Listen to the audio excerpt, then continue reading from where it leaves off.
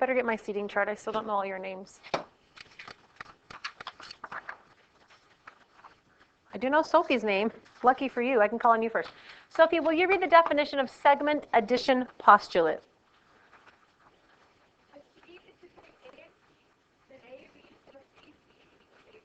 Does that seem pretty self-explanatory? Does anybody remember, and you can look on the other page to see if you can remember, if we have 3 dots that are on one line, that has a vocabulary word. Does anybody remember from Friday? So go peek over, see if you can figure out what that means. 3 dots on one single line. Collinear, yes. Collinear means there's lots of dots, lots of points on the same line. And I think most of the geometry vocabulary makes logical sense. It's just we don't have enough repetition, so I try to use it as much as possible. So again, if we've got a point and it's between 2 other points, you can see it makes separate little line segments, which we talked about on Friday also. And if you add the pieces together, you will get the whole. Self-explanatory, maybe. All right, so let's look at this first one. Bryce, what does that say? How would you find the measure from D to F, Bryce?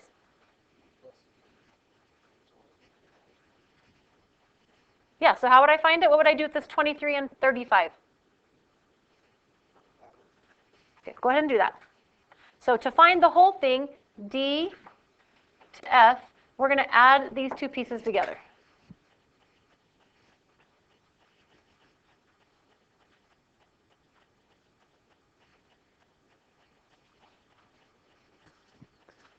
And Ethan, what did you get when you added those together? Is your name Ethan? What did you get when you added those together? Yes. Pretty straightforward, right? All right. Carly, what does this tell us to find? Is it just 36? Is that what it wants us to find? No. That's not what it's asking at all. Do you guys see where GH is? So I'm going to make mine green. We know 21. We know 36. Bronson, how might you find GH? How might you find it? Like, how did you get that number? Yeah, we will subtract. So these are fact families. If you know the whole, and you need to find a part, like Bronson said, he did a subtraction problem. So, wow, I didn't even write an equal sign. Just be careful to see what they're asking for. I had a lot of people first period be like, 36. And then when we went back and looked at what they were actually asking for, it was a piece. It wasn't even the whole thing. Okay, last one of line segments. Julian, which one are they wanting us to find here? Is that? Yeah, what is it? Found it. 4x minus 1. Okay, what this is asking us to do then, it wants us to find the value of x, plug it back in, and find a number. They want to know the actual measurement. So there's another thing in geometry that I don't know if you've seen before. Do you see how this has little red dashes, one here on VM and one here on NW? Did you guys all see those? That means equivalent in geometry, because a lot of times we're looking at pictures. So for example, what might that mean? All 3 sides are the same. This is an equilateral triangle. We use it a lot in geometry, so you don't have to write so many words. This is an equilateral triangle, right? So we have these little symbols. What might it mean if I do, Elizabeth, what might that mean? So what do we know about these 2 sides, Elizabeth, with those markings? They might be. But what did I say the dashes mean? Maybe. Johnny, what do you, wait. Cooper, Cooper, what do you think this means if I've got a single dash here and a single dash here? They're the same length. So if this is 3, this is 3. If this is 5, this is 5. Okay? A little bit of an extension. What about if I've got 2 dashes? Shaylee, what do you think that means if I've got a double dash? Yes, it means these 2 are the same, but they're not the same as the single dashes. So 10, 10, 2, and 2, or something like that. Okay, so we use dashes to show equality. All right, going back to these line segments, in geometry, once you know things are equal, you can take the expressions, so please write this down with me, and we can set the expressions equal to each other. And solve x, and then be careful, like Julian was saying, Vm is 4x minus 1. So once we know x, we can plug it in there and find that total value. So go ahead and solve this. Once you've solved it, in a minute, I'm going to have you guys check with your neighbors and make sure you're all getting that same answer. So get the x's on one side. Yes. So can you find Vm now?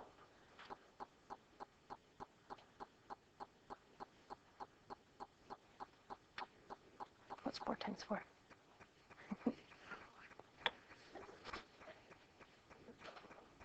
Now that you know x, can you find Vm?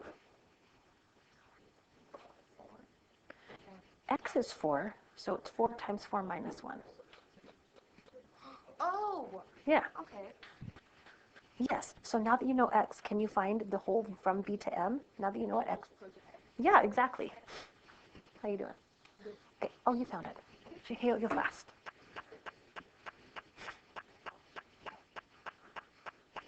So now that you have the x, can you find the whole entire Vm? Yeah. What is it? Write it down. You get it? Yeah. What does x end up being? 1x. 1x equals 1 minus 1 equals 3. So bring down the minus 1. Bring down your equal sign. Bring down your 3. Because you subtracted the 3x on both sides. So this is gone. It's now over here. So how do you get rid of that minus 1? What's the opposite? There you go. So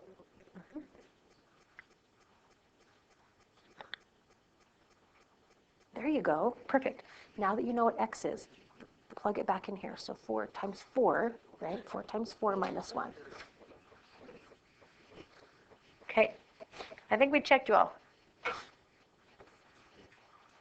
Oh, that's so awkward. Oh, well, that better be your mom texting you. You don't need to be on your phone, kiddo. Thank you. Okay, I saw you all solving beautifully. You moved your x over here. You moved your 1 over here. You got 4 equals x. Oh, I just switched it backwards for some reason. And you feel like, I'm done, right? Don't you want to be done so bad right there? I did. Miles, what did you do with that 4 to find the answer to the question, find Vm? So what did you find? What is the measure from B to M? What's 4 times 4? Someone else did 11 too. 15. Yeah. It should be 15 on both sides, so we can check. What's 3 times 4? Plus 3. 15. Yeah, you should get the same answer on both sides because the dashes tell us they're equal. So now we found Vm. Vm is 15 units. How did we know that? They gave us a little hint. When you do geometry problems, you have to be a super sleuth. You've got to be looking. Why did they tell me that? Why did they tell me it's equal? How can I use that to continue the problem? Elizabeth. Good question. Hey, Peyton. Peyton, how do we put the 4 into the equation? What does that mean? Like, where did this 15 magically come from? Did you hear that, Elizabeth? So once we know that x is 4, we can use this back here. Instead of x, we will put 4. So instead of this x, we now know, 16 minus 1 is. All right, any questions on line segments? Okay, now we get into the fun part. You've seen Pythagorean theorem before, right? Raise your hand if you don't know you've never seen Pythagorean theorem. So you all have? Okay, looking at this triangle, first of all, Pythagorean was like the coolest mathematician. He was obsessed with triangles and finding patterns and things that were in common. And it makes it easier for everybody after him because we don't have to measure every angle and every side. we can use his patterns and his equations, which is so awesome, especially with right triangles. So does anybody know on a triangle, what are these three different sides called? Does anyone remember? Okay, so the two sides that are touching this right angle are legs. Please label that on your picture and put it over here.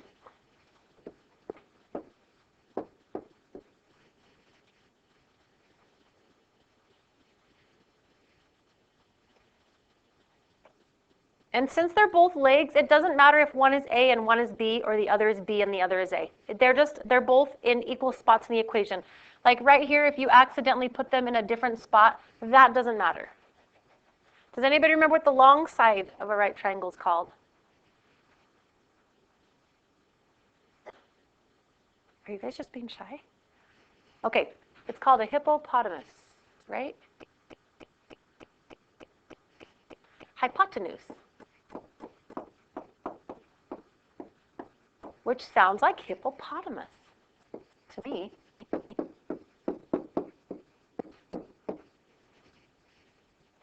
So have you ever seen sports teams? They sit down and they stretch, right? Have you seen them? And if you're really inflexible, it looks like a right angle, and then you stretch.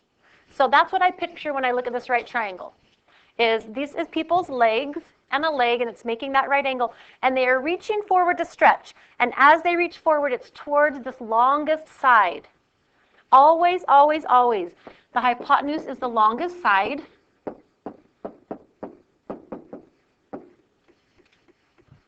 And that's helpful because if I say to you, is this a right triangle? And you plug the sides into the formula, the hypotenuse, C, has to be the longest side. It's also across from the right angle. Why is my pen glitching?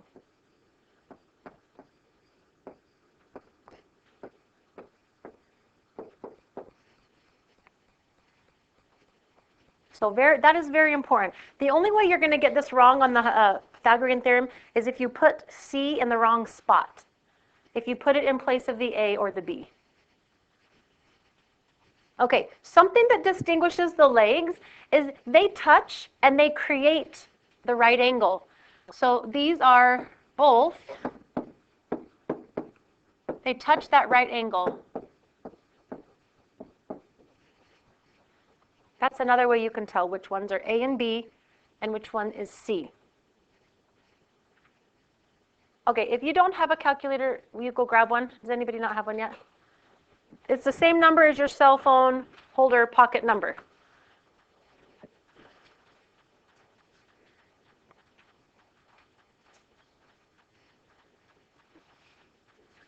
Can you imagine being smart enough to figure out this theorem? Just saying. It would take a lot of patience.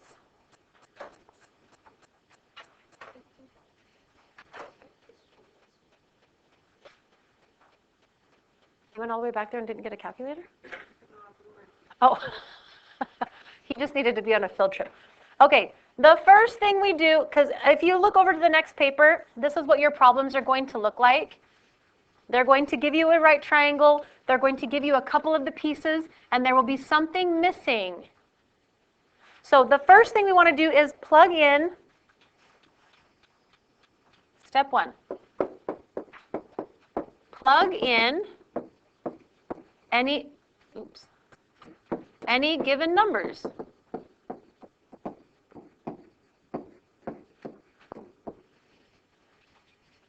So we've got this equation, a squared plus b squared equals c squared. And we're going to go to the picture that they gave us and plug in the numbers into the right spots.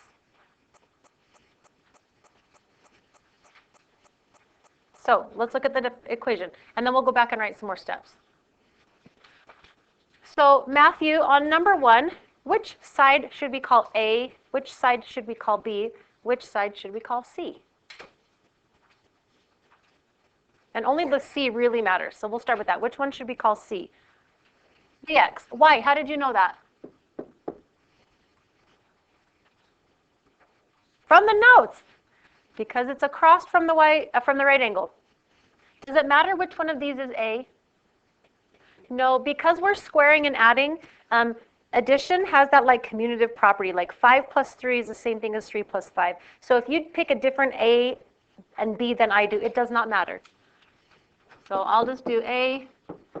So step number 1, plug these into the equation.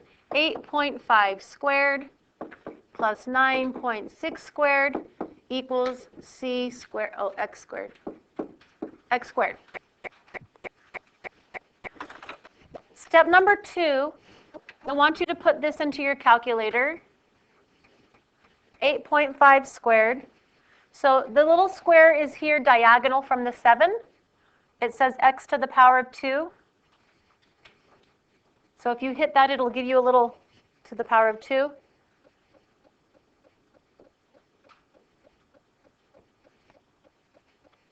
So practice doing it on your calculator.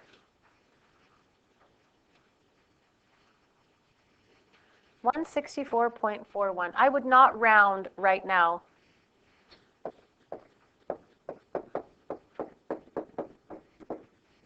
I would not round at this point. Otherwise, our answers are going to vary too much.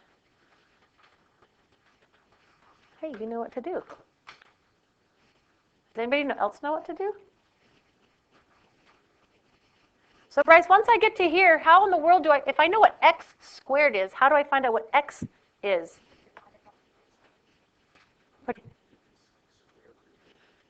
Yes, so this is kind of, come on. So everyone can say this answer. What's the opposite of adding? Subtracting. What's the opposite of multiplying? What's the opposite of squaring? Square rooting, which I am sure is a word. Square rooting.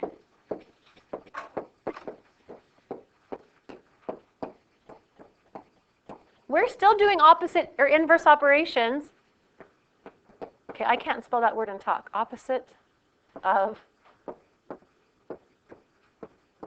Okay, I don't know why I can't talk and write that. We are doing inverse operations. We are trying to find x, but we are to an operation that you may not know the opposite of it. So make sure you write that down. Once you get to this point, x squared equals whatever that number was. To get one step further, you take the square root of both sides. So I square root this side. I square root this side. On your calculator, where's my calculator? On your calculator, you have to push this little blue button that says second. And then as you follow it down, the x squared button has a little tiny square root above it that's blue. So when you hit the second, it's going to give you access to all those blue things. And then there's a couple ways to do it. We'll just type it in though. 164.41. If you want to learn a shortcut later, I can show you a shortcut. And then it says to round to the nearest tenth. You're said, how do I round to the nearest tenth? What does that even mean? Is that one spot after the decimal? Is that 2? Is it 3? It's just 1, which is kind of confusing because we've got ones and tens, but we don't have oneths. It goes straight to tenths. So 1 decimal place, it goes right to here. Back to my other screen. Oh no, did that mess it up? Maybe this is how I mess up my calculator, by writing on it. All right, 12.8. Round to the nearest tenth, but not too soon. All right, let's do one more together. Yeah. The 2? Oh, that's a good question. Where's one that's not decimals? There's not one. I'll show you in just a minute. I have a really cool picture online that shows super well. I love it, but it's easier to see with whole numbers. Okay, let's try one more. On this one, where did I leave off? Kennedy, can you help me set up the equation with these new numbers? Yeah. Okay, so you can go 9.6 squared plus 4.6 squared, and then equals x squared. Okay, so this is our hypotenuse. That's why it's by itself. So plug this into your calculator. Let's see what you get. While you're doing that, I'll find this cool picture online. I love that you asked that.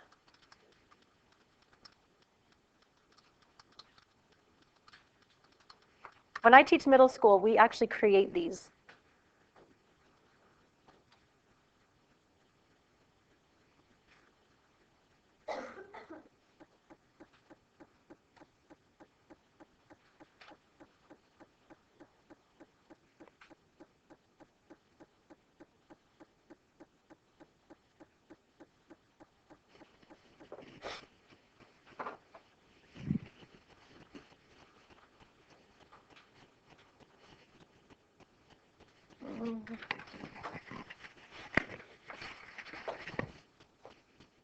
Okay, check with your neighbors. Make sure you got the same answer on that.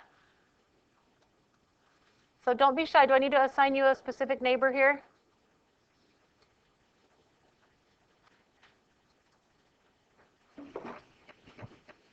So you two compare answers, make sure it's the same. Normally you will have neighbors. Today will you compare with Bronson? You two compare, you three compare, you two make sure you have the same answers.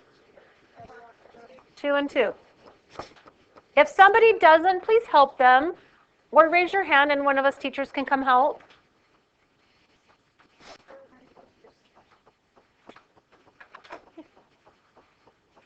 You can leave the door open too. Okay, where did I leave off calling on people? Actually, I think I skipped Cody, but he's going to the bathroom. Hayden, what did you get when you typed in 9.6 squared plus 4.6 squared? 0.32? And I already called on Shaylee and Bronson and Miles. Angel, what did you get when you did the square root of that? So the hardest part of this is just rounding properly. Did you guys all round it to get 10.6? Okay, as I walked around last period, a lot of people were struggling to round properly. Okay, so Elizabeth asked a cool question. Where does the square come from? If you take right triangle, and again, it's easier if you've got whole numbers, and you create actual squares. So this would be 3 units. Okay, and if I make a square out of that, a 3 by 3, I've got 1, 2, 3, 4, 5, 6, 7, 8, 9. Can you see that? Okay, so there's 9 here. And then this side is 1, 2, 3, 4. And I make a square out of that for, this is a total of 16. That's going to equal 1, 2, 3, 4, 5. When I add the 16 and the 9, what do you get? I'll let everyone do it. Some of us add slow. 5, 10, 15, 20, 25. That's what Pythagorean found. That's what he discovered. Pythagoras? Thank you for fixing me. The Pythagorean, but his name is Pythagoras. Okay, I will call him by his proper name, Pythagoras. He created this whole idea, this solution, which is awesome to me. Like, I love this picture. That's where the square comes from. Wouldn't it be kind of annoying, though, to try to make squares out of these decimals? It wouldn't be quite as visually appealing, 9.6. It would become a mess. So we just use his theorem. Okay, what do you notice on number 4? Yes? We've got C, we've got A or B. Kind of, yeah. So same thing, step number 1. Let's plug in the values that we know. So go ahead on number 4. I think we're good with one like number 3. So 9.7 squared plus x squared equals 12 squared.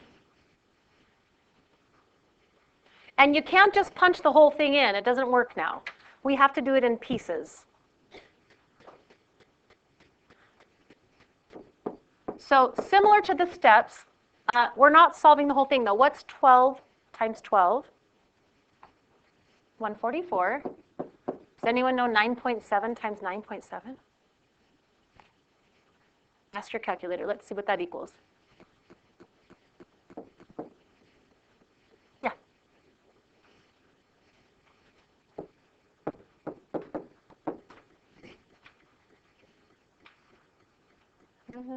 Maddie, I haven't called on you yet. Maddie, now that I have this, 94.09 plus x squared equals 144. I need to find x still. How do I go about doing that, do you think? Not quite. I need to move the 94. How do I move that 94 to the other side? Yeah, subtract. It's inverse operations.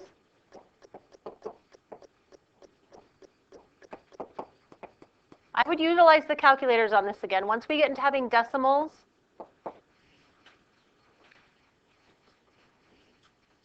don't think I did this one ahead of time. Oh, yes, I did. Didn't even remember.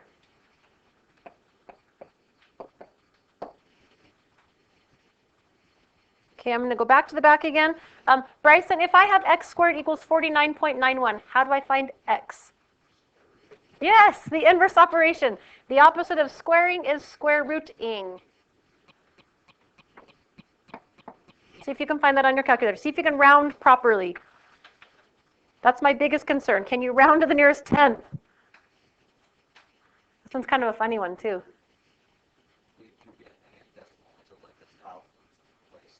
Uh-huh.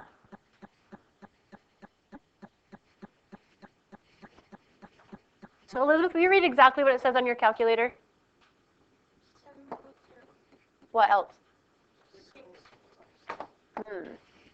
How do I round that to the nearest tenth? Peyton, I'm calling on you next. How would I round this to the nearest tenth?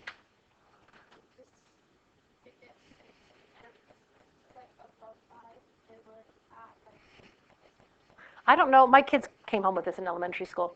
5 and above, give it a shove. 4 and below, stay low. Did anybody else learn that? No? I thought that was so awesome. So I look, this is what my eye is looking at. Oh, that's a really good eye. I gotta have eyelashes. My eye is looking at the next one to see if I round up or stay the same. Okay. Wait, one more thing, and then we have a couple assignments you guys can work on. So, state if each triangle is a right triangle. Does that seem weird? Like they look like they are. Don't they look really good? Like, yes. Yes. Is it that easy? They look right. Ethan, how in the world might I decide mathematically if these sides create right triangles?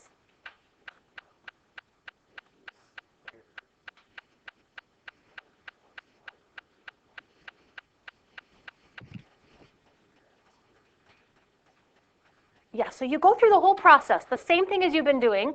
Plug them in.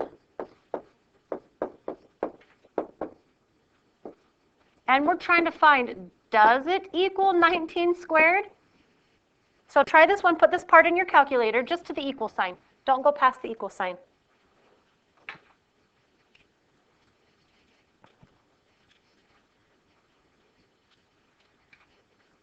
Oh, I didn't write it down. Carly, what did you get when you put that much in your calculator? Say it again. There's a couple ways to decide this. Choose which way you want. You could take the square root of 361 and see if it's 19. You could square 19 and see if it, right? You could go any way you wanted at that point.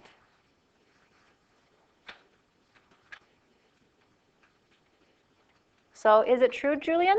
Are they equal? Yeah. Then yes, it's a right triangle. So exciting. And since these are our notes, what do you think is going to happen with number 6? We're thinking it's going to be no, because then we would have an example of each. So let's give it a try. And let me say something. How did I know not, why did I put these two here and not the 11? Matthew, how did I know to keep the 11 for this side? That's a good question, right? So Matthew, out of these three values, which one is the biggest? 11. And I said over on this other notes page that the hypotenuse always, always, always is the longest side. So if they give you all three values, we know which one to use in place of the C because it's going to be the longest of the three numbers. And sometimes they're going to twist the triangle upside down, so it might be kind of confusing which one should be the hypotenuse. Okay, solve that through. We're thinking it's going to be no.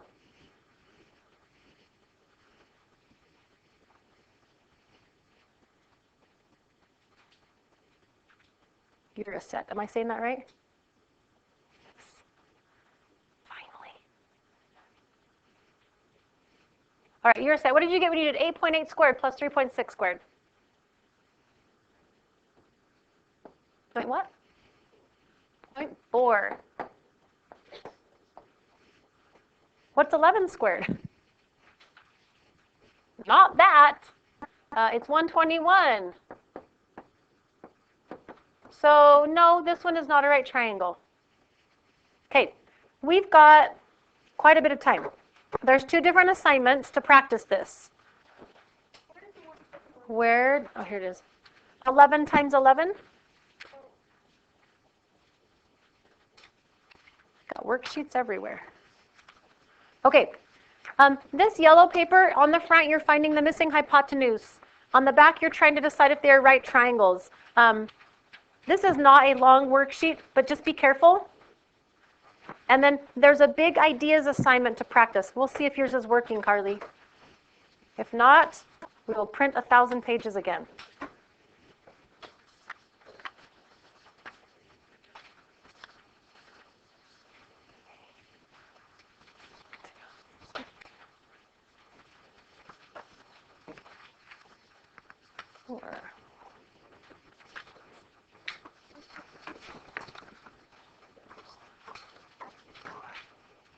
What?